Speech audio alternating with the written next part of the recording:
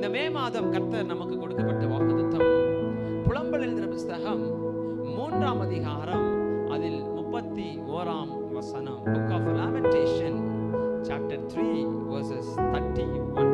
புலம்பல் எழுதின புத்தகம் 3ஆம் அதிகாரம் அதில் 31ஆம் வசனத்தை அடியேன் வாசிக்கிறேன், நீங்கள் கவனிங்கள்.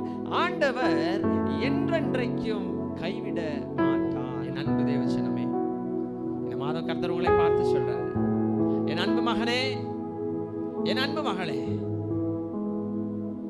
சொந்தத்தில் என்னை கைப்பிடிக்க யாரும் இல்லை, கூட பிறந்தவங்க என் கைப்பிடிக்க யாரும் இல்லை, என் பிரச்சனையில எனக்கு ஆதரவா யாரும் இல்லை, என்னை சப்போர்ட்டா என் கரம் பிடித்து தூக்க எனக்கு நீ யாரும் இல்லை என்று நீ இந்த மாதமோ தவிக்க வேண்டிய அவசியம் இல்லப்பா.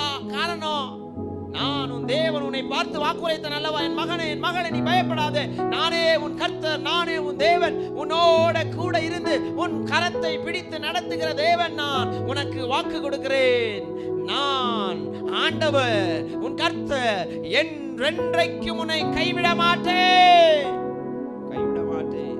என் அன்பு தேவஜனமே, இந்த காலை வேளையின் இந்த சத்தம் உங்களுக்கு தான்.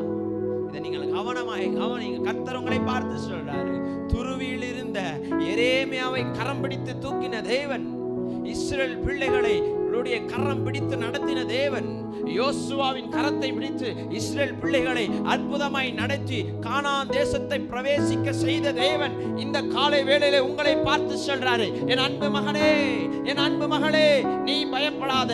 பல வேறு சூழ்நிலையில நீ கைவிடப்பட்ட சூழ்நிலை இருப்பாயானால் நீ கலங்கி தவிக்க வேண்டிய அவசியம் இனி இல்லை.